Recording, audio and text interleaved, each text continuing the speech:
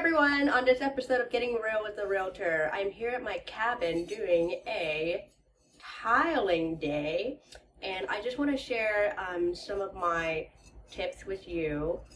So when you are doing a, tiling your backsplash, your kitchen or bathroom tile, just consider the condition of the wall first.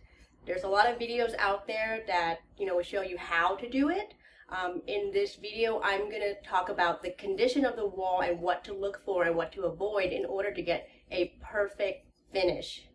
So, for example, my kitchen wall, as you can see, don't mind the dust, it's an ongoing construction zone.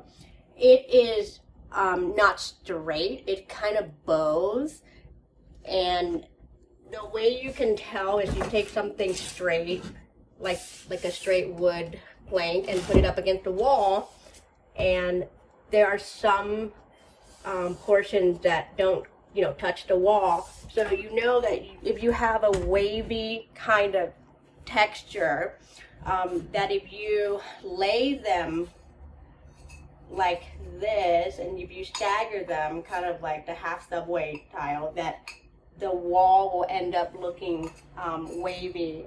And so what we are going to be doing instead is to stack them instead of stagger them.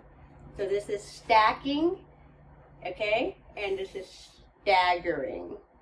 And so we're actually going to do a vertical stack. But my point is that if you have wavy walls that are not straight and flat, you're better off doing the stacking method, either horizontal or vertical. Otherwise, your wall will end up looking crooked and janky and not smooth. And we don't want that. Okay, so if you have a wavy or a bow in your wall, just be mindful of the orientation and the size tile that you install. Okay? Thank you for watching. I hope that you learned something new from me today. If you like this content, please hit the like button or subscribe for more. All right. See you later, guys. Bye.